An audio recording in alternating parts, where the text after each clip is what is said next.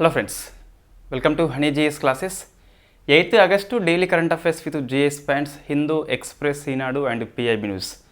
So ఈరోజు మొత్తం మనకి తెలంగాణ ఆర్టికల్ ఒకటి వార్తల్లో ఉంటే national, international, space, economy, polity, so ఇవి 12 ఆర్టికల్స్ వార్తల్లో ఉన్నాయి. ఈ 12 ఆర్టికల్స్ కూడా ఎగ్జామ్ పాయింట్ ఆఫ్ వ్యూలో వెరీ వెరీ ఇంపార్టెంట్. సో మనం ఫస్ట్ చూస్తే ఇది ఫస్ట్ ఆర్టికల్ ఇండియన్ పాలిటీ కిందికి వస్తుంది. లోకల్ బాడీస్ అని చెప్పేసి స్థానిక సంస్థలు. సో ఏపీ ప్రభుత్వము ఈ స్థానిక సంస్థల్లో పోటీ చేయాలి అంటే 2 పిల్లల కంటే ఎక్కువ ఉండొద్దు అని చెప్పేసి ఒక నిబంధన ఉంది కదా, 1994లో తీసుకొచ్చారు. దాన్ని రద్దు చేస్తూ తీర్మానం చేయడం జరిగింది. సో ఇక్కడ అర్బన్ లోకల్ బాడీస్ అని చెప్పేసి ఇవ్వడం జరిగింది. సో అర్బన్ లోకల్ బాడీస్ ఏవైతే ఉన్నాయో సో ఇందులో 2 చైల్డ్ పాలసీ అని చెప్పేసి ఇంప్లిమెంట్ చేస్తున్నారు. ఇంతకంటే ఎక్కువ ఉంటే వాళ్ళు ఎన్నికల్లో పోటీ చేసేందుకు డిస్క్వాలిఫై అయిపోతారు. దీన్ని రద్దు చేస్తూ తీర్మానం చేయడం జరిగింది. ఇక మీదట ఎంతమంది ఉన్నప్పటికీ ఈ అర్బన్ లోకల్ బాడీ ఎన్నికల్లో పోటీ చేయవచ్చు. ఎందుకోసం ఈ నిర్ణయము అంటే ఏపీలో జనాభా తగ్గిపోతుంది అట. సో దానికోసం అని చెప్పేసి ఈ పాలసీ తీసుకొచ్చారు. ఇప్పుడు ఎటువంటి నియంత్రణ మనకి లేదని చెప్పేసి చెప్పొచ్చు. మరి ఈ పంచాయతీ రాజ్ అని చెప్పేసి ఉంది. సో పంచాయతీ రాజ్ ఇన్స్టిట్యూషన్లో చూస్తే యాజ్ పర్ హిందూ పేపర్ ప్రకారం చూస్తే 2019లోనే ఈ పంచాయతీ రాజ్ ఇన్స్టిట్యూషన్లో దీన్ని రద్దు చేయడం జరిగింది అట. ఇప్పుడు అర్బన్ లోకల్ బాడీస్ అని చెప్పేసి రద్దు చేశారు. ఇది ఏపీ వాళ్ళ కోసం కాదు, అందరి కోసం పనికి వస్తుంది పాలిటీ పాయింట్ ఆఫ్ వ్యూలో. నెక్స్ట్ ఇది ఎకనామీ కిందికి వస్తుంది. మానిటరీ పాలసీ కమిటీ అని చెప్పేసి ఎవ్రీ 2 monthsకి మీటింగ్ పెట్టుకొని ద్రవ్య విధానాన్ని అమలు చేస్తుంది కదా. సో ఈ జూన్ మంత్ కరెంట్ అఫైర్స్లో మనం డిస్కస్ చేసి ఉన్నాము. మీ క్లాసులో కనిపిస్తుంది. ఈ క్లాసులను అయితే ఈ ధృతి జిఎస్ అకాడమీ అని చెప్పేసి మనది మరొక ఛానల్ ఉంది కదా. సో అందులో ఎకనామీ ప్లేలిస్ట్లో ఒక స్పెషల్ క్లాస్ చేసి ఉన్నాము. మానిటరీ పాలసీ కమిటీ అంటే ఏంటి, సభ్యులు ఎవరు ఉంటారని చెప్పేసి, ఎలా ఉంటుందని చెప్పేసి అది చూస్తే మీకు అర్థమవుతుంది. జూన్ మంత్కి ఈ ఆగస్టు మంత్కి సో ఇక్కడ ఎవ్రీ 2 months కాబట్టి మళ్ళీ నెక్స్ట్ అక్టోబర్లో రివ్యూ ఉంటుంది, మానిటరీ పాలసీ రివ్యూ. ఇప్పుడైతే ఇక్కడ ఏం మారలేదండి. సో ఒకటే మారింది ఏంటి అంటే ఈ పన్ను లావాదేవీలు ఎవరైతే కండక్ట్ చేస్తారో యూపీఐ పేమెంట్ లోపల ఇప్పుడు పర్ డే ఎంత ఉంది, 1 lakh కదా. సో 1 లక్ష రూపాయలు మాత్రమే యూపీఐ ట్రాన్సాక్షన్ చేయవచ్చు. ఈ ట్యాక్సెస్ ట్రాన్సాక్షన్ కోసం అని చెప్పేసి, పన్ను చెల్లింపుల కోసం అని చెప్పేసి దీన్ని 1 లక్షని 5 lakhs చేయడం జరిగింది. ఈ ఒక్కటే మార్పు వచ్చింది మానిటరీ పాలసీ కమిటీ నిర్ణయాల్లో. మిగతా ఎలా ఉన్నాయో అలాగే ఉన్నాయి. ఒకసారి బ్రీఫ్గా చూస్తే సో రెపో రేట్ వచ్చేసి ఎంత ఉంది మనకు, అన్చేంజ్డ్ 9th time, వరుసగా 9వసారి మార్పు లేదు. ఇది 6.5 అని చెప్పేసి ఉన్నది. రెపో రేటుకి అనుగుణంగా మిగతాయి మారుతాయి. For example so standing deposit facility అని చెప్పేసి దీనికి -0.25 ఉంటుంది. ఎంత ఇప్పుడు 6.25 అని చెప్పేసి చెప్పొచ్చు. ఇంకోటి బ్యాంక్ రేటు కావచ్చు, మార్జినల్ స్టాండింగ్ ఫెసిలిటీ కావచ్చు, ఎంఎస్ఎఫ్ కావచ్చు లేదా బ్యాంక్ రేటు కావచ్చు, ఇవి రెపో రేటుకి +0.25 ఉంటుంది. అంటే ఎంత వస్తుంది, 6.75 అని చెప్పేసి చెప్పొచ్చు. రివర్స్ రేపో అని చెప్పేసి ఈ రివర్స్ రేపో 3.35 ఉంది. సిఆర్ఆర్ క్యాష్ రిజర్వ్ రేషియో అని చెప్పేసి 4.5 ఉంది. ఎస్ఎల్ఆర్ అని చెప్పేసి 18% ఉంది. సో ఇవి మనం జూన్ మంత్లో డిస్కస్ చేసినాము, సేమ్ కాబట్టి మళ్ళీ అవసరం లేదు. సో ఫైనాన్షియల్ ఇయర్ 2025 గాను ఇండియా యొక్క జీడిపి 7.2 ఉంది కాబట్టి ఎటువంటి మార్పు లేదు కాబట్టి మళ్ళీ ఇక్కడ డిస్కషన్ అవసరం లేదు. మీకు నోట్స్ కావాలి అంటే జూన్ 2024 మంత్లీ మ్యాగజైన్ హనీ జిఎస్ అని చెప్పేసి పీడిఎఫ్ ఫైల్లో కొట్టండి. అందులో ఎకనామిక్ సెక్షన్లో మనకి ఈ మానిటరీ పాలసీ కమిటీ గురించి కంప్లీట్గా జిఎస్తో లింక్అప్ అయి ఉంది కాబట్టి మళ్ళీ ఇక్కడ మనకైతే స్పెషల్గా అవసరము లేదు. సో నెక్స్ట్ చూస్తే నెక్స్ట్ ఎకనామీది ఎన్ క్యారీ ట్రేడ్ అని చెప్పేసి ఒక షేర్ మార్కెట్లో పదం వార్తల్లో ఉంది. సో జనరల్లీ మనకి యూపీఎస్సీ లోపల కావచ్చు లేదా టీజీపీఎస్సీ, ఏపీపీఎస్సీ కావచ్చు, ఇటీవల చూస్తే ఈ క్యాపిటల్ మార్కెట్ లేదా షేర్ మార్కెట్లో వచ్చే పదజాలం మీద ప్రశ్నలు అడుగుతున్నారు. సో మనం గమనిస్తున్నాం ఆల్రెడీ ఫ్రీక్వెంట్లీగా చూస్తే. ఈ జిఎస్ పాయింట్ ఆఫ్ వ్యూలో 2 మార్పులు స్పష్టంగా వచ్చినాయండి. ఒకటి, పాలిటీ లోపల ఈ క్రిమినాలజీ మీద ఎక్కువ క్వశ్చన్స్ వస్తున్నాయి. జ్యుడిషియల్ కస్టడీ అంటే ఏంటి, పోలీస్ కస్టడీ అని చెప్పేసి, బెయిల్, నాన్ బెయిలబుల్ అని చెప్పేసి, అట్లా మనకు ఎక్కువ దాని మీద క్రిమినల్ లాస్ అని చెప్పేసి ప్రశ్న ఎక్కువ వస్తుంది. అంతకుముందు జిఎస్ పాయింట్ ఆఫ్ వ్యూలో రాకపోయేది. ఎకనామీ లోపల మనం ఎక్కువ ఈ సెబీ అని చెప్పేసి డిస్కస్ చేయము, క్యాపిటల్ మార్కెట్ అని చెప్పేసి, షేర్ మార్కెట్ అని చెప్పేసి ఉంటుంది. సో అక్కడ మనం ఎక్కువ డిస్కస్ చేయం, ప్రశ్న అక్కడ ఒకటి తప్పనిసరిగా వస్తుంది అన్ని ఎగ్జామ్లు, కాబట్టి మనం ఎక్కువ ఫోకస్ చేయాలి. సో థర్డ్ ఆర్టికల్ వచ్చేసి ఎన్ క్యారీ ట్రేడ్ అని చెప్పేసి వార్తల్లో వచ్చింది. సో ఎన్ క్యారీ ట్రేడ్. సో ఫస్ట్ మనకి ఎన్ అంటే ఇది Japan currency. So Japan currency, so మనకి తెలుసు ఆల్రెడీ పదము, ఇది కొత్త పదం. ఇది ఏంటి, క్యారీ ట్రేడ్ అని చెప్పేసి పిలుస్తాం. సో ఫస్ట్ అర్థం కావాలి అంటే మన జనరల్ ఎగ్జాంపుల్ చూస్తే, ఇప్పుడు ఆర్బీఐ యొక్క రెపో రేట్ ఎంత ఉంది, ఇది మన సెంట్రల్ బ్యాంక్ కదా. సో రెపో రేటు, ఈ రెపో రేటుకు అనుగుణంగానే మన పర్సనల్ లోన్స్ కావచ్చు లేదా హోమ్ లోన్స్ కావచ్చు ఇంట్రెస్ట్ రేటు డిపెండ్ అయి ఉంటుంది. ఇప్పుడు 6.5 ఇది అన్చేంజ్డ్, వరుసగా 9th టైము పెంచలేదు, కాబట్టి మన పర్సనల్ లోన్ యొక్క ఇంట్రెస్ట్ రేటు కూడా మారేది. ఇది పెంచితే బ్యాంకులు ఆటోమేటిక్గా మన లోన్స్ పెంచుతాయి. సో బ్యాంక్స్ అప్పు తెస్తాయండి, బ్యాంక్స్ అప్పు తెచ్చినప్పుడు మనకి రెపో రేట్ 6.5 ఉంది కదా, బ్యాంక్స్ సో నాకు లోన్ ఇస్తుంది లేదా ఒక కంపెనీకి లోన్ ఇస్తుంది. సేమ్ అదేవిధంగా జపాన్లో మనకి బ్యాంక్ ఆఫ్ జపాన్ అని చెప్పేసి ఉంటుంది. సో అది కూడా అక్కడ కమర్షియల్ బ్యాంక్కి లోన్స్ ఇస్తుంది కదా. సో బ్యాంకులు ఏం చేస్తారు, సో జపాన్ వ్యక్తికి లేదా జపాన్ కంపెనీకి లోన్ ఇస్తుంది. 2008 ఆ ప్రాంతంలో చూస్తే జపాన్ లోపల ఇంట్రెస్ట్ రేటు 0 ఉన్నది, మన దగ్గర 6.5 అని చెప్పేసి ఉన్నది.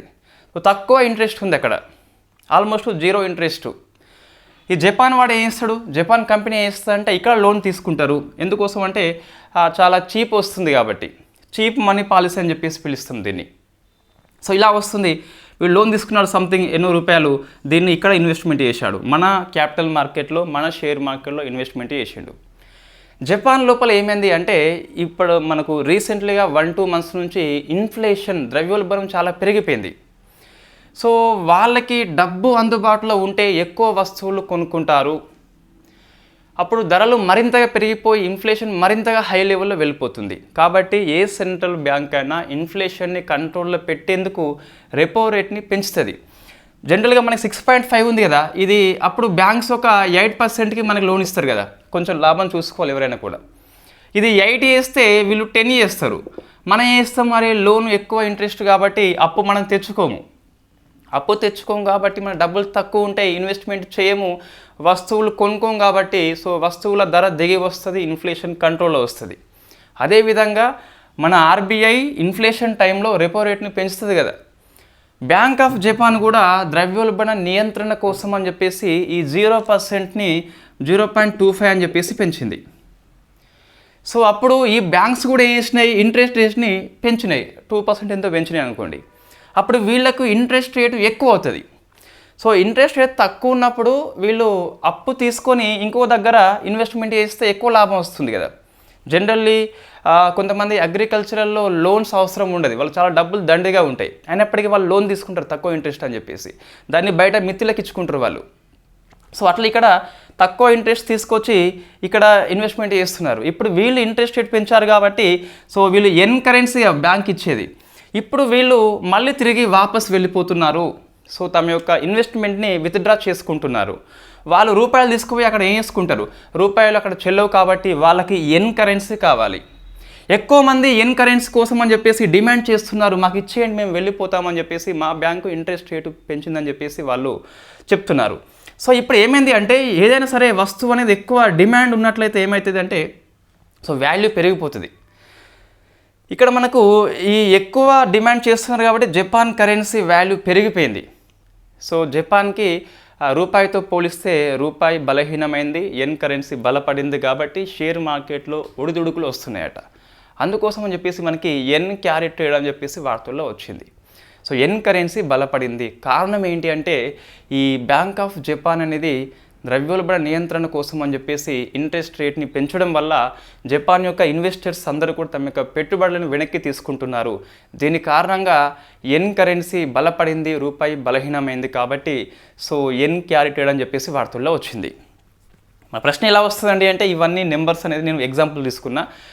ఇటీవల ఈ జపాన్ ఇన్వెస్టర్స్ భారతీయ క్యాపిటల్ మార్కెట్ నుంచి ఎందుకు వెనక్కి తీసుకుంటున్నారని చెప్పేసి చెప్తే కారణం ఏంటి, జపాన్ యొక్క సెంట్రల్ బ్యాంక్ అయిన బ్యాంక్ ఆఫ్ జపాన్ ద్రవ్యోల్బణ నియంత్రణ కోసం అని చెప్పేసి ఇంట్రెస్ట్ రేట్ పెంచడం అని చెప్పేసి కారణం. ఆ ఒకటి మనం గుర్తుపెట్టుకోవాలి.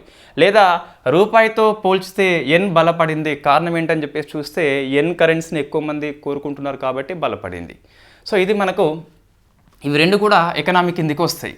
ఇది మానిటరీ పాలసీ, నేను దాన్ని ఎక్స్ప్లెయిన్ చేయలేదు, మనకు జూన్లో అది ఎక్స్ప్లెయిన్ చేయడం జరిగింది. కరెంట్ ఇష్యూ ఎకనామీ లోపల మీకు కావాలి అంటే వీడియో ధృతి జిఎస్లో ఉన్నది, హనీ జిఎస్లో కూడా మనకి ఎకనామీ ప్లేలిస్ట్లో ఆల్రెడీ కరెంట్ ఇష్యూ కింద కనిపిస్తుంది. ఒక 1.5 hour వీడియో ఉంటుంది హనీ జిఎస్లో, ధృతి జిఎస్లో ఒక 1/2 hour ఎంతో ఉన్నది మొత్తం మీద.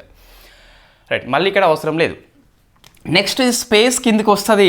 1000 సెయిల్స్ అని చెప్పేసి వార్తల్లో ఉంది. సో 1000 సెయిల్స్ ఇది స్పేస్ ఆర్టికల్స్ లేదా సైన్స్ అండ్ టెక్నాలజీ కిందికి వస్తుంది. సో మనకి ఇంతకుముందు చూస్తే స్పేస్ ఎక్స్ సంస్థ అని చెప్పేసి ఇది అమెరికాలో ప్రైవేట్ అంతరిక్ష సంస్థ. ఇది ఇంటర్నెట్ ద్వారా మనకి శాటిలైట్ ద్వారా ఇంటర్నెట్ సౌకర్యం కల్పిస్తుంది. ఆ ప్రాజెక్ట్ పేరు స్టార్ లింక్ అని చెప్పేసి ఉన్నది. సో స్పేస్ ఎక్స్ సంస్థకి స్టార్ లింక్ ఎలాగానో చైనాకి 1000 సెయిల్స్ అలాగా. ఒక రకంగా చెప్పాలి అంటే స్పేస్ ఎక్స్ యొక్క స్టార్ లింక్ అంటే శాటిలైట్ ఆధారిత ఇంటర్నెట్ సౌకర్యం అని చెప్పేసి పిలుస్తాం. సో దీనికి పోటీగా చైనా తీసుకొచ్చింది శాటిలైట్ ఆధారిత ఇంటర్నెట్ అని చెప్పేసి దాని పేరు 1000 సెయిల్స్ అని చెప్పేసి పిలుస్తాం. రైట్, నెంబర్ ఆఫ్ శాటిలైట్స్ని పంపిస్తారు మనకి. అందులో భాగంగా లాంగ్ మార్చ్ ఉపగ్రహాన్ని పంపాలంటే రాకెట్ అవసరం ఉంటుంది కదా. So long March 6A rocket ద్వారా నిన్న 18 ఉపగ్రహాలని పంపింది. నిన్న మీన్స్ ఆగస్ట్ 7th. సో 18 ఉపగ్రహాలని పంపింది. ఇదే ఇయర్లో ఇంకా కొన్ని పంపిస్తుందట. సో నెక్స్ట్ ఇయర్ కల్లా చూస్తే ఒక 640 పంపిస్తుందట ఉపగ్రహాలని నెక్స్ట్ ఇయర్ కల్లా. నెక్స్ట్ డికేడ్ దశాబ్దం నాటికి చూస్తే 15,000 ఉపగ్రహాలను పంపిస్తుందట. ఎందుకోసం అంటే సో శాటిలైట్ బేస్డ్ ఇంటర్నెట్ సౌకర్యం కల్పించాలని స్పేస్ ఎక్స్ సంస్థ యొక్క స్టార్ లింక్కి పోటీగా సో ఇది తీసుకొచ్చింది. 18 ఒకేసారి పంపింది, ఇది 648. సో నెక్స్ట్ ఇయర్ 2025 అంతం నాటికి 648 పంపిస్తుందట. ఇంకా కొంచెం ముందుకెళ్తే డికేడ్ 10 ఏళ్లలో 15,000 ఉపగ్రహాలని పంపిస్తుందట చైనా యొక్క సంస్థ. సో 1000 సెయిల్స్ అని చెప్పేసి గుర్తుపెట్టుకోవాలి. ఆ సంస్థ పేరు మనకు Shanghai space come satellite technology. So Shanghai space come satellite technology అని చెప్పేసి ఇది చైనా యొక్క సంస్థ. సో 18 ఉపగ్రహాలని పంపడం జరిగింది. సో నెక్స్ట్ చూస్తే మనకు ఇది పర్వత్ ప్రహార్ అని చెప్పేసి వార్తల్లో ఉంది. సో పర్వత్ ప్రహార్ అని చెప్పేసి ఇది డిఫెన్స్ కరెంట్ అఫైర్స్ కిందికి వస్తుంది, సైన్స్ అండ్ టెక్నాలజీ కిందికి వస్తుంది. సో మనకి ఈ ఎక్సర్సైజ్ అని చెప్పేసి విన్యాసాలు ఉంటాయి కదా, మల్టీలాటరల్ ఎక్సర్సైజ్ ఉంటాయి, అంటే బహుళ దేశాలు పాల్గొంటాయి. ఎగ్జాంపుల్ మనకి తరంగ శక్తి అని చెప్పేసి ఎయిర్ ఫోర్సు ఇటీవల కండక్ట్ చేస్తుంది, అది బహుళ దేశాలు అందులో పాల్గొంటున్నాయి. డొమెస్టిక్ లెవెల్లో కొన్ని ఉంటాయి. సో అటువంటిదే పర్వత్ ప్రహార్ అని చెప్పేసి పిలుస్తాం. బయలాటరల్ కాకుండా ఇండియా అదర్ కంట్రీ కాకుండా డొమెస్టిక్ లెవెల్లో ఆర్మీ, ఎయిర్ ఫోర్సు, నేవీ అప్పుడప్పుడు కండక్ట్ చేస్తాయి. సో ఈ పర్వత్ ప్రహార్ని లడక్ లోపల ఇండియన్ ఆర్మీ కండక్ట్ చేస్తుంది. సో ఇండియన్ ఆర్మీ అని చెప్పేసి గుర్తుపెట్టుకోవాలి. ఈ వ్యూహాత్మక విన్యాసాలు అని చెప్పి స్ట్రాటజిక్ ఎక్సర్సైజ్ అని చెప్పేసి పిలుస్తాం. సో ఈ చైనా సరిహద్దు లోపల లడక్ లోపల మనకి ఈ పర్వత్ ప్రహార్ అని చెప్పేసి ఇండియన్ ఆర్మీ కండక్ట్ చేస్తుంది. సో ఒక డొమెస్టిక్ లెవెల్లో జరిగే ఎక్సర్సైజ్ ఓన్లీ ఒకటే సైన్యం పాల్గొంటుంది, ఆర్మీ అని చెప్పేసి పిలుస్తాం. సో మనకి డిఫెన్స్ కరెంట్ అఫైర్స్ అండి. నెక్స్ట్ ఇంకోటి చిన్నది సూక్రలోజ్ అని చెప్పేసి వార్తల్లో ఉంది. సో సూక్రలోజ్ ఇదేంటి అంటే ఒక ఆర్టిఫిషియల్ స్వీటనర్, కృత్రిమ చక్కెర అని చెప్పేసి పిలుస్తాం.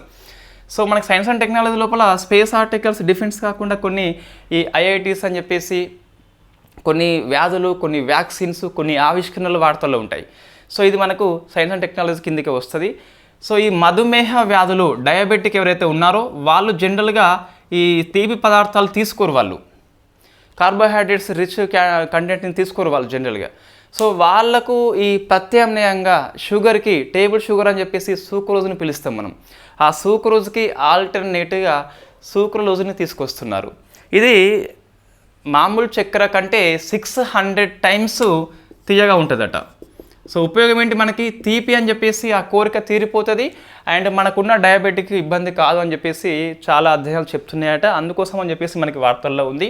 ఇటీవల వార్తల్లో కనిపించిన సూక్రలోజ్ అనగా అని చెప్పేసి వస్తుంది, ఒక తీపి చక్కెర అని చెప్పేసి పిలుస్తాం. ఆర్టిఫిషియల్గా దాన్ని తయారు చేస్తారు. రైట్, ఇది సైన్స్ అండ్ టెక్నాలజీలో ఉన్న 3 ఆర్టికల్స్లో ప్రతిదీ కూడా ఇంపార్టెంటే. సో ఈ 1000 సెయిల్స్ అని చెప్పేసి బాగా గుర్తుపెట్టుకోవాలి. Shanghai space com satellite technology వాళ్ళు దీన్ని పంపారని చెప్పేసి చూసుకోవాలి, స్టార్ లింక్కి పోటీగా. సో నెక్స్ట్ భారతదేశంలో కొత్త టైగర్ రిజర్వ్ వచ్చింది. సో ఇది 56వ టైగర్ రిజర్వ్ అని చెప్పేసి పిలుస్తాం.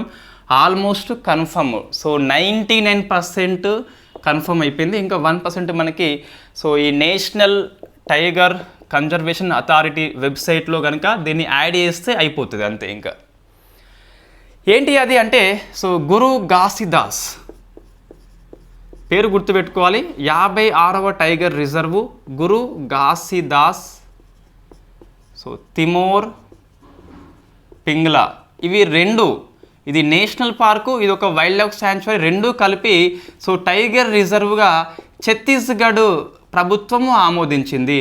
సో రాష్ట్రము నోటిఫై చేసింది. సో నోటిఫై చేసిందంటే ఆల్మోస్ట్ మనకు అయిపోయినట్టే. సో ఇది 56th it is official statement అని చెప్పేసి చెప్పొచ్చు. సో ఛత్తీస్గఢ్ లోపల మనకి ఇది 4వదండి. సో 4th టైగర్ రిజర్వ్ అని చెప్పేసి పిలుస్తాం. ఇండియాలో 56th, ఛత్తీస్గఢ్ లోపల 4th అని చెప్పేసి పిలుస్తాం. సో 4th కాబట్టి మిగతా 3 కూడా కొన్నిసార్లు చూసుకోవాలి. నేరుగా కరెంట్ అఫైర్స్ వస్తే ఇది వస్తుంది, కొన్నిసార్లు జిఎస్ పాయింట్ ఆఫ్ వ్యూలో ఇంతకుముందు ఉన్న టైగర్ రిజర్వ్ అని చెప్పేసి కూడా వస్తుంది. సో మిగతా 3 ఏంటని చెప్పేసి చూస్తే ఒకటేమో ఇంద్రావతి అని చెప్పేసి ఉన్నది.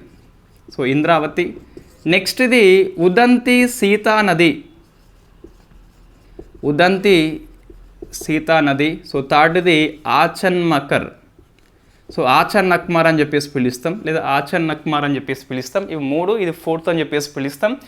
ఇది భారతదేశంలో 3వ అతిపెద్ద టైగర్ రిజర్వ్ అని చెప్పేసి రికార్డు సృష్టించింది. సో 3rd లార్జెస్ట్ ఏరియా పరంగా చూస్తే, సో ఫస్ట్ మనకి శ్రీశైలము నాగార్జున సాగర్ టైగర్ రిజర్వ్ అని చెప్పేసి అతిపెద్దది. సెకండ్ది మనకి మానస అని చెప్పేసి అస్సాంలో ఉంటుంది. యాజ్ పర్ ఏరియా పరంగా చూస్తే 3rd వచ్చేసి గురు ఘాసీదాస్ తిమోర్ పింగ్లా అని చెప్పేసి పిలుస్తాం. ఇది చాలా ఏళ్ళ నుంచి పెండింగ్లో ఉండిపోయింది వాస్తవంగా. సో ఇప్పటికి మనకి యాజ్ పర్ ఎన్టీసీఏ ప్రకారం 55 ఉన్నాయి. ఇది కంపల్సరీ మనకి అప్లోడ్ చేస్తారు. 56 అని చెప్పేసి దీన్ని రాసుకోవచ్చు, ఎటువంటి ఇబ్బంది లేదు. రాష్ట్రం నోటిఫై చేసినాక ఇంకా ఎటువంటి మనకు స్టేట్మెంట్ అయితే ఉండదు. ఇంకొక దశ అయితే మనకు ఉండదు. ఇక్కడ ఇప్పుడు డిస్కస్ చేద్దాం ఎట్లా టైగర్ రిజర్వ్ ఆమోదిస్తారని చెప్పేసి. సో ఇంతకుముందు మనకి 55 అని చెప్పేసి రాజస్థాన్లో ఉన్న ధోల్పూర్ కరౌల్ అని చెప్పేసి ఉన్నది. 54వది మధ్యప్రదేశ్లో ఉన్న ఈ వీరంగన దుర్గావతి అని చెప్పేసి ఉన్నది. అది 54 అని చెప్పేసి పిలుస్తాం. సో ఇప్పుడు ఏంటి అంటే ఒక టైగర్ రిజర్వ్ని ఎలా నోటిఫై చేస్తారు. సో మనకి ఇది సోర్స్ ఏంటి అంటే మనకి official website national tiger conservation authority అని చెప్పేసి, దాని ప్రకారం మనకి FAQ అని చెప్పేసి ఉంటుంది, ఫ్రీక్వెంట్లీ ఆస్క్డ్ క్వశ్చన్స్ అని చెప్పేసి. అందులో మనకి ఇది కనిపిస్తుంది. ఫస్ట్ ఈ నేషనల్ టైగర్ కన్జర్వేషన్ అథారిటీ అనేది ప్రపోజ్ చేస్తుంది. సో ఫస్ట్ స్టేట్ ప్రపోజ్ చేస్తుంది, మా రాష్ట్రంలో టైగర్ రిజర్వ్ను ఏర్పాటు చేయమని చెప్పేసి ప్రపోజ్ చేస్తుంది. సో స్టేటు ప్రపోజల్ ఫస్ట్ అండి, ఇది స్టేట్ నుంచే రావాలి. సెకండ్ది నేషనల్ టైగర్ కన్జర్వేషన్ అథారిటీ అని చెప్పేసి ప్రీ అప్రూవల్ ఇస్తుంది.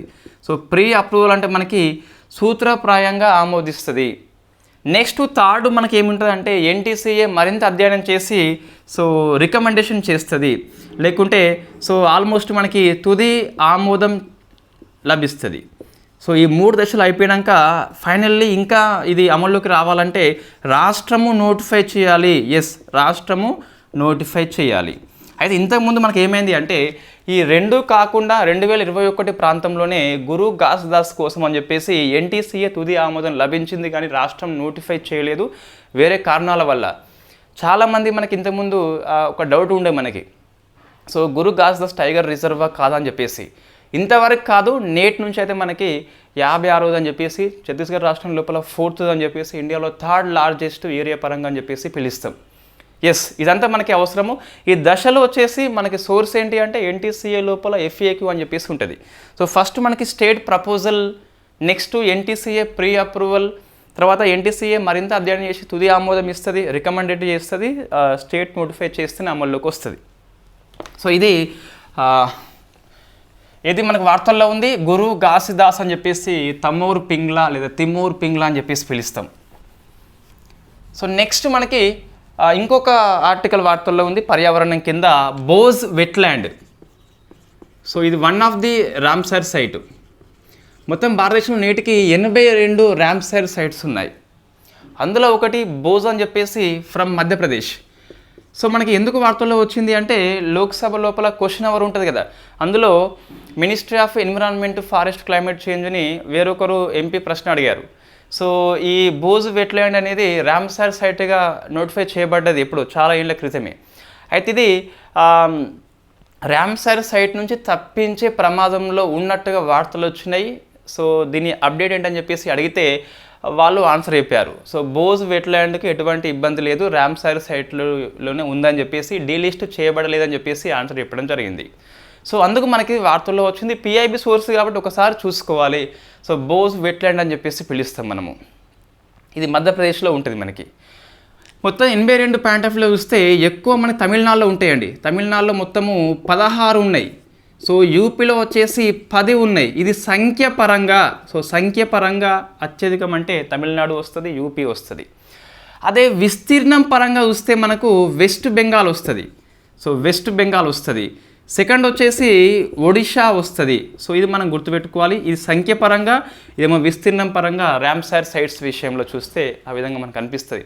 ఇంకా మన మధ్యప్రదేశ్లో ఇంకా ఈ యశ్వంత్ సాగర్ అని చెప్పేసి, సఖ్య సాగర్ అని చెప్పేసి కూడా కనిపిస్తుంది. One of the Ramsar sites ఈ మధ్యప్రదేశ్ లోపల. రైట్, ఇది ఎందుకు వార్తల్లో వచ్చింది, రామ్సర్ సైట్స్గా గుర్తించబడింది, కానీ రామ్సర్ సైట్స్ నుంచి డీలిస్ట్ చేసే ప్రమాదంలో ఉన్నట్టుగా వార్తలు వచ్చినాయట. ఒక ఎంపీ అడిగిన క్వశ్చన్స్కి మంత్రి చెప్పిన జవాబు నుంచి ఇది వార్తల్లో అయితే వచ్చింది. నెక్స్ట్ ఇంటర్నేషనల్ రిలేషన్స్ విషయంలో అంటే ఇండియా అదర్ కంట్రీస్ లేదా అదర్ ఇన్స్టిట్యూషన్ సంబంధాలు చూస్తే, ఇండియాలో ఒక కమిటీ, ఒక ఇన్స్టిట్యూషన్ యొక్క సమ్మిట్ జరిగిందండి. అది బిమ్స్టెక్. సో ఇది పిఐబి న్యూసే, BIMSTEC business summit. So business summit ఇది ఇండియా హోస్ట్ చేసింది. ఇండియాలో మనకి ministry of external affairs, ministry of commerce and industry కాదు. ఇక్కడ ఏముంది మనకి హెడ్డింగ్లో బిమ్స్టెక్ బిజినెస్ ఉంది కాబట్టి మనకి వెంటనే కామర్స్ అండ్ ఇండస్ట్రీ అని చెప్పి వెళ్ళిపోతుంది. బట్ మనకి ministry of external affairs Jaishankar garu కదా. దాంతోపాటు so confederation of Indian industry, భారతీయ పరిశ్రమల సామైక్య అని చెప్పేసి రెండు కలిపి సంయుక్తంగా ఈ మీటింగ్ని హోస్ట్ చేస్తాయి. బిమ్స్టెక్ దేశాల మధ్య ఫ్రీ ట్రేడ్ అగ్రిమెంట్ కోసం అని చెప్పేసి చర్చలు జరిగినట్టుగా మనకి వార్తలు వచ్చినాయి. సో ఇది కరెంట్ అఫైర్స్. మనకి సమ్మిట్లో ప్రశ్న వస్తే ఇంటర్నేషనల్ అఫైర్స్ విషయంలో బిమ్స్టెక్ అంటే ఎక్కడ ఉందని చెప్పేసి, హెడ్ క్వార్టర్ అని చెప్పేసి ప్రశ్న వస్తుంది. వాస్తవంగా మనకి ఈ బంగాళాఖాతం ప్రాంతంలో ఉన్న దేశాల కూటమి అని చెప్పేసి పిలుస్తాం. So bay of Bengal initiative multi sectoral economic cooperative అని చెప్పేసి వస్తుంది. సో ఇక్కడ మనకు BBIN అని చెప్పేసి ఉంటుంది ఒకటి. సో ఈ రహదారి విషయంలో 4 దేశాలు కలిపి ఉమ్మడి project. So Bhutan, Bangladesh, India, Nepal అని చెప్పేసి ఉంటుంది. వీటితో పాటు శ్రీలంక ఉంటుంది. సో మొత్తము 5 ఈ ఆసియా కంట్రీస్తో పాటు సౌత్ ఏషియన్ కంట్రీస్, ఆగ్నేయాసియా అని చెప్పేసి మయన్మార్ ఉంటుంది అండ్ థాయిలాండ్ ఉంటుంది. సో మొత్తం 7 కంట్రీస్ యొక్క కూటమి అని చెప్పేసి పిలుస్తాం. 1997లో ఇది థాయిలాండ్లో ఉన్న బ్యాంకాక్ డిక్లరేషన్ ద్వారా ఏర్పాటు చేయడం జరిగింది. హెడ్ క్వార్టర్ వచ్చేసి ఢాకాలో ఉంటుంది. సో ఈ ప్రశ్న మనకి గ్రూప్ 1 ప్రిలిమ్స్లో వచ్చింది ఇంతకుముందు, ఢాకా అని చెప్పేసి పిలుస్తాం. సో మొత్తం 7 కంట్రీస్. ఇది ఎందుకోసం పనిచేస్తుందంటే మనకి ఇటీవల సార్క్ చూస్తే ఎక్కువ యాక్టివ్ లేదు, ఇన్యాక్టివ్ అయిపోయింది సార్క్ కూటమి అని చెప్పేసి మనకి ఎక్కడ న్యూస్లో వస్తలేదు. ఈ సార్క్ సమ్మిట్స్ అని చెప్పేసి సార్క్ అది ఇప్పుడు వస్తలేదు కాబట్టి, సో సార్క్ ప్లేస్లో ఇండియా కోసం అని చెప్పేసి ఇది పనికి వస్తుంది. ఇంకా ఒక రకంగా ఇది ఈ సౌత్ ఈస్ట్ ఏషియా కంట్రీస్కి, ఈ ఏషియా కంట్రీస్కి మధ్య ఒక అనుసంధానంగా ఇది పనిచేస్తా అని చెప్పేసి చెప్పవచ్చు. సో ఇది మనకి బిమ్స్టెక్ విషయంలో వార్తల్లో ఉంది. నెక్స్ట్ ఇంకోటి చిన్న ఒక వార్త ఏంటి అంటే, బాల్డ్ ఈగల్ని USA యొక్క జాతీయ పక్షిగా, సో నేషనల్ బర్డ్గా గుర్తించారట. సెనేటర్ అయితే ఆమోదించింది. ఇంకా ఇది అమల్లోకి రాలేదు, ప్రెసిడెంట్ సైన్ చేస్తేనే అమల్లోకి వస్తుంది. సో దిగువ సభ మనకి సెనేట్ అని చెప్పేసి ఉంటుంది అమెరికా. సో అది బాల్డ్ ఈగల్ని నేషనల్ బర్డ్గా గుర్తించింది అట, లేదా ఆమోదించింది అట. అందుకు మనకి అది వార్తల్లో వచ్చింది. నెక్స్ట్ గవర్నమెంట్ పాలసీ వస్తుంది, ఒక స్కీమ్ వార్తల్లో ఉంది. ఇది కూడా మనకి PIB news, Nandini Sahakar Yojana. So ఇది పిఐబి న్యూస్లో వచ్చిన గవర్నమెంట్ పాలసీ, నందిని సహకార యోజన అని చెప్పేసి. ఇన్ఫ్యాక్ట్ ఇది ఈ ఉమెన్స్ యొక్క ఎంటర్ప్రెన్యూర్షిప్ కోసం అని చెప్పేసి ఈ స్కీమ్ బాగా పనికి వస్తుందట. ఈ సోషియో ఎకనామిక్ స్టేటస్ పెంచేందుకు కూడా పనికి వస్తుందట ఉమెన్స్. ఇది సామాజిక ఆర్థిక పరిస్థితి మెరుగుపరిచేందుకు, దాంతోపాటు మహిళల్లో వ్యవస్థాపన సామర్థ్యము పెంచేందుకు అని చెప్పేసి ఈ స్కీమ్ తీసుకొచ్చింది national cooperation development corporation, NCDC అని చెప్పేసి దీన్ని అమలు చేస్తుంది అట. సో ఎందుకోసం పనికి వస్తుందంటే సోషియో ఎకనామిక్ స్టేటస్ పెంచుతుంది. ఎవరిది? ఉమెన్ది. ఈ ఉమెన్ కోఆపరేటివ్ సొసైటీ ద్వారా, మహిళా సహకార సంఘాల ద్వారా మహిళల్లో ఈ వ్యవస్థాపన సామర్థ్యము, ఎంటర్ప్రెన్యూర్షిప్ అని చెప్పేసి పెంచుతుందట. సో మనకి స్కీము ఏ సంస్థ అమలు చేస్తుంది, నోడల్ ఏజెన్సీ ఎవరని చెప్పేసి దాని యొక్క ఎయిమ్ ఏంటని చెప్పేసి చూసుకోవాలి. నెక్స్ట్ అవార్డ్స్ లోపల కొన్ని అవార్డ్స్ మనం అన్ని కంటే కొన్ని ఎప్పుడూ ఫేమస్ అవార్డ్స్ అని చెప్పేసి ఉంటాయి కొన్ని. సో అటువంటి ఇంతకుముందు శాంతి స్వరూప్ భట్నాగర్ అవార్డ్స్ ఉండే కదా, సైన్స్ అండ్ టెక్నాలజీ రంగాల్లో ది బెస్ట్ అవార్డ్ అని చెప్పేసి చెప్పొచ్చు. సో దాని ప్లేస్లో మనకి రాష్ట్రీయ విజ్ఞాన్ పురస్కార్ అని చెప్పేసి ప్రవేశపెట్టారు. సో రాష్ట్రీయ విజ్ఞాన్ పురస్కార్ అని చెప్పేసి ప్రవేశపెట్టారు. ఇది 2024లో తొలిసారి ఇస్తున్నారు.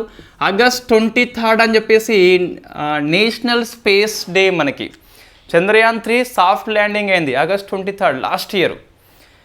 మొట్టమొదటి నేషనల్ స్పేస్ డే 24 ఇయర్లో ఆగస్ట్ 23 జరుపుకుంటాము. ఆ రోజు రాష్ట్రపతి గారు ఈ రాష్ట్రీయ విజ్ఞాన్ పురస్కారాన్ని ప్రదానం చేస్తారు అట. మొత్తం 4 కేటగిరీలో అవార్డు ఇచ్చారు 33 మందికి అని చెప్పేసి చూసుకోవాలి. సో ఫస్ట్ది విజ్ఞాన్ రత్న. సో విజ్ఞాన్ రత్న.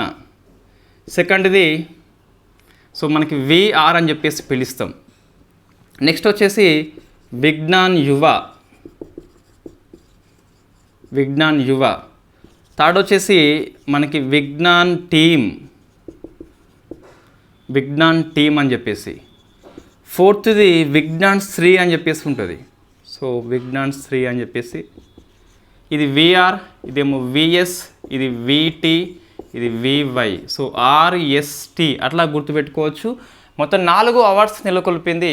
సో ఈ 4 అవార్డ్స్ కూడా వెరీ ఫస్ట్ టైం ఇస్తున్నారు. ఇంతకుముందు అయితే ఎప్పుడు ఇవ్వలేదు, ఫస్ట్ కాబట్టి గుర్తుపెట్టుకోవాలి. విజ్ఞాన్ రత్న అంటే సైన్స్ అండ్ టెక్నాలజీ రంగంలో లైఫ్ టైం అచీవ్మెంట్కి ఇస్తారు. అంటే ఇది 4 అవార్డ్స్లో ది బెస్ట్ అవార్డ్ అని చెప్పేసి చెప్పొచ్చు. ఈసారి గోవిందరాజన్ పద్మనాభన్కి వచ్చింది. సో గోవిందరాజన్ పద్మనాభన్ జీవ రసాయన శాస్త్రవేత్త అని చెప్పేసి పిలుస్తాం. సో బయాలజికల్ సైన్స్ కేటగిరీలో వచ్చింది. సో జనరల్గా మనకి అవార్డు ఇచ్చినప్పుడు కొంచెం మల్టిపుల్ స్టేట్మెంట్స్ రూపంలో ప్రశ్న వస్తే గిట్ట ఏ కేటగిరీ అని చెప్పేసి వస్తుంది, సో ఏ ఫీల్డ్ అని చెప్పేసి వస్తుంది, బయాలజికల్ సైన్స్ అని చెప్పేసి గుర్తుపెట్టుకోవాలి. ఒకరికి వచ్చింది. Second best award Vigyan Shri అని చెప్పేసి పిలుస్తాం. సో విజ్ఞాన్ శ్రీ వచ్చేసి ఇన్ఫ్యాక్ట్ ఇది ఎంతమందికి వచ్చింది అంటే ఒక విజ్ఞాన్ యువ అయితే 18 మందికి వచ్చిందండి. సో 18 మందికి వచ్చింది. యువ అంటే మనకి 18 ఇయర్స్ అని చెప్పేసి అట్లా 18 మంది గుర్తుపెట్టుకోవచ్చు. ఇది 45 ఇయర్స్ ఏజ్ కంటే తక్కువ ఉన్న వాళ్ళకే ఇస్తారు. నెక్స్ట్ విజ్ఞాన్ టీమ్ అని చెప్పేసి ఒకరికే వస్తుంది. ఇన్ఫ్యాక్ట్ విజ్ఞాన్ టీమ్ అంటే ఈసారి చంద్రయాన్ 3 టీంకి వచ్చింది. ఇస్రో యొక్క చంద్రయాన్ 3 టీంకి అని చెప్పేసి వచ్చింది. సో మొత్తం 20 కదా, ఇది 13 అని చెప్పేసి చెప్పొచ్చు. అవుట్ ఆఫ్ 33లో ఈ 18 ఒకటి విజ్ఞాన్ యువ అని చెప్పేసి ఇది 1 కాబట్టి 20 అయిపోయింది, 13 అని చెప్పేసి. మరి పేర్లు అవసరమా 18, 13 అంటే తెలంగాణ వాళ్ళు అయితే మనకు కనిపించలేదు. ఇవాళ పేపర్లు గిట్ట ఏమైనా వస్తే రావచ్చు. తెలంగాణ ఏపీ వాళ్ళు లేరు కాబట్టి మరీ గుర్తుపెట్టుకునేంత ఏం ఇంపార్టెంట్ కాదు.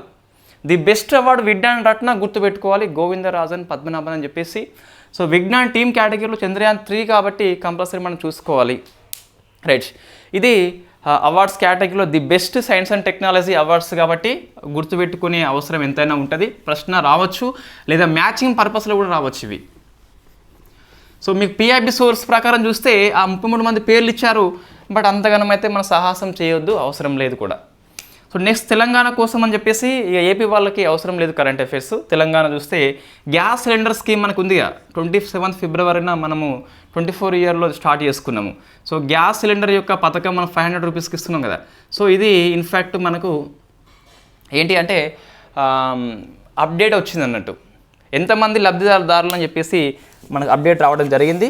సో ఇన్ఫ్యాక్ట్ మొత్తం చూస్తే గిట్ట 44,10,816 కుటుంబాలట ఇది అప్డేట్ చేసుకోవాలి. అంతకుముందు 39 lakhs ఎంత ఉండే, సో 5 lakhs పెరిగింది కాబట్టి 44 lakhs అని చెప్పేసి చూసుకోవాలి. ఇందులో అత్యధికంగా చూస్తే మనకి GHMC first place, so second వచ్చేసి నల్గొండ అని చెప్పేసి ఉంది, థర్డ్ వచ్చేసి ఖమ్మం అని చెప్పేసి ఉన్నది. ఏంటిది మనకి ఇది అంటే ఎక్కువ మంది అని చెప్పేసి గ్యాస్ సిలిండర్ యొక్క లబ్ధిదారులు. సో తక్కువ లబ్ధిదారులు చూస్తే మనకి first place goes to Narayanpet ఉంది, second place goes to Bhupalpally, third place వచ్చేసి వనపర్తి అని చెప్పేసి ఉన్నది. సో దీన్ని మనం అప్డేట్ చేసుకోవాలి, పేపర్లో వచ్చింది కాబట్టి వెరీ వెరీ ఇంపార్టెంట్. సో ఇవి మనకు వార్తల్లో ఉన్న 13 కరెంట్ అఫైర్స్. తెలంగాణ కోసం ఒకటి మినాయిస్తే 12 మనకి 12 కూడా ఇంపార్టెంట్. ఒకసారి చూస్తే 2 చైల్డ్ పాలసీ ఈ అర్బన్ లోకల్ బాడీలో 2 కంటే ఎక్కువ ఉన్నట్లయితే వాళ్ళకి పోటీ చేసే అవకాశం లేకుండే ఏపీ గవర్నమెంట్ దీన్ని రద్దు చేస్తుంది. 2019 లోపల పంచాయతీరాజ్ సంస్థలో దీన్ని అమలు చేసిందట. సెకండ్, మానిటరీ పాలసీ కమిటీ వరుసగా 9వ రెపో రేట్ని 6.5 దగ్గరనే ఉంచింది. ఇట్ ఈస్ అంటే వరుసగా 9వ కాబట్టి ఎన్నోసారి అని చెప్పేసి కూడా గుర్తుపెట్టుకోవాలి కొన్నిసార్లు. ఇంకా నెక్స్ట్ దానికి అనుగుణంగా బ్యాంక్ రేటు ఎంఎస్ఎఫ్ అని చెప్పేసి, రివర్స్ రేపో, సిఆర్ఆర్, ఎస్ఎల్ఆర్ అని చెప్పేసి మారుతాయి. యూపీఐ యొక్క ఈ ట్యాక్స్ పేమెంట్స్ కోసం అని చెప్పేసి పరిమితిని 1 lakh నుంచి 5 lakhs చేసింది. మామూలు బిజినెస్ ట్రాన్సాక్షన్ కాదు, ఓన్లీ ఇన్కమ్ ట్యాక్స్ కోసం అని చెప్పేసి. నెక్స్ట్ ఎన్ క్యారీ ట్రేడ్ వార్తల్లో ఉంది. జపాన్ లోపల ఈ బ్యాంక్ ఆఫ్ జపాన్ ద్రవ్యోల్బణ నియంత్రణ కోసం అని చెప్పేసి ఇంట్రెస్ట్ రేటు పెంచింది కాబట్టి మన క్యాపిటల్ మార్కెట్ నుంచి ఎన్ కరెన్సీ యొక్క ఇన్వెస్ట్మెంటర్లు ఎక్కువ వాపస్ వెళ్ళిపోతున్నారు. నెక్స్ట్ 1000 షేల్స్ అని చెప్పేసి ఇది శాటిలైట్ బేస్డ్ ఇంటర్నెట్, చైనా లోపల షాంఘై స్పేస్ కమ్ టెక్నాలజీ వాళ్ళు దీన్ని ఇంప్లిమెంట్ చేస్తున్నారు. స్టార్ లింక్కి అపోజిషన్లో లాంగ్ మార్చ్ 6A ద్వారా పంపింది. పర్వత్ ప్రహార్ వచ్చేసి ఈ ఇండియన్ ఆర్మీ కండక్ట్ చేస్తున్న లడక్ లోపల it is a domestic excise అని చెప్పేసి పిలుస్తాం. సూక్రలోస్ ఒక ఆర్టిఫిషియల్ స్వీటనర్ వార్తల్లో ఉంది. మధుమేహ వ్యాధిగ్రస్తులకు ఎటువంటి ఇబ్బంది లేదట. నెక్స్ట్ గురు ఘాసిదాస్ తిమోర్ పింగ్లా అని చెప్పేసి భారతదేశంలో 56వ టైగర్ రిజర్వ్ మన ఛత్తీస్గఢ్ రాష్ట్రం నోటిఫై చేసింది కాబట్టి బాగా గుర్తుపెట్టుకోవాలి. ఇది ఇండియాలో 3rd largest as per NTCA ప్రకారం. బోజ్ వెట్లాండ్ ఫ్రమ్ మధ్యప్రదేశ్ మనకి వార్తల్లో ఉంది. నెక్స్ట్ బిమ్స్టెక్ బిజినెస్ సమ్మిట్ అని చెప్పేసి ఇండియా లోపల CII and ministry of external affairs వాళ్ళు హోస్ట్ చేస్తున్నారు. బిమ్స్టెక్ 1997లో బ్యాంకాక్ ద్వారా ఏర్పాటు కావడం జరిగింది. హెడ్ క్వార్టర్ వచ్చేసి బ్యాంకాక్ కాదు, ఢాకా అని చెప్పేసి పిలుస్తాం. మొత్తం 7 కంట్రీస్ ఉంటాయి: Bharat, Bhutan, Bangladesh, Nepal, Sri Lanka, Myanmar and Thailand అని చెప్పేసి. బాల్డ్ ఈగల్ నేషనల్ బర్డ్గా అమెరికా యొక్క సెనెట్ ఆమోదించింది అట. నందినేష్ సహకార్ యోజన అని చెప్పేసి ఉమెన్ యొక్క సోషియో ఎకనామిక్ స్టేటస్ పెంచేందుకు, ఉమెన్ ఎంటర్ప్రీనర్షిప్ పెంచేందుకు ఈ స్కీమ్ ఉద్దేశించబడింది. నేషనల్ డెవలప్మెంట్ కార్పొరేషన్ కోఆపరేటివ్ అని చెప్పేసి వాళ్ళు కండక్ట్ చేస్తున్నారు. రాష్ట్రీయ విజ్ఞాన్ పురస్కార్ తొలిసారిగా ఆగస్ట్ 23న మనం ఇవ్వబోతున్నాం రాష్ట్రపతి భవన్ లోపల. సో విజ్ఞాన్ రత్న అని చెప్పేసి గోవిందరాజన్ పద్మనాభన్కి వచ్చింది బయాలజికల్ సైన్స్ కేటగిరీ లోపల. విజ్ఞాన్ టీమ్ అని చెప్పేసి చంద్రయాన్ 3 టీంకి వచ్చింది. సో విజ్ఞాన్ యువ, విజ్ఞాన్ శ్రీ అని చెప్పేసి 18 విజ్ఞాన్ యువ ఇవ్వడం జరిగింది. విజ్ఞాన్ శ్రీ అని చెప్పేసి 13 మెంబర్స్కి ఇవ్వడం జరిగింది. నెక్స్ట్ గ్యాస్ సిలిండర్స్ యొక్క లబ్ధిదారుల సంఖ్య 44 lakhsకి చేరింది 39 lakhs నుంచి. సో ఈ 4 to 5 monthsలోనే 5 lakhs ఎక్కువ మంది రావడం జరిగింది. GHMC నల్గొండ, ఖమ్మం వరుసగా 3, అధికమైతే అత్యల్పం చూస్తే నారాయణపేట, భూపాలపల్లి, వనపర్తి అని చెప్పేసి పిలుస్తాం. సో ఇది daily current affairs 8th August Hindu express, Eenadu and PIB news. ఇంకేమైనా మిస్ అయితే మనం 9th Augustలో కవర్ చేద్దాం. Thank you very much. Notes మన గ్రూప్లో పోస్ట్ చేస్తున్నాను, ఆ నోట్స్ చదివే ప్రయత్నం చేయండి.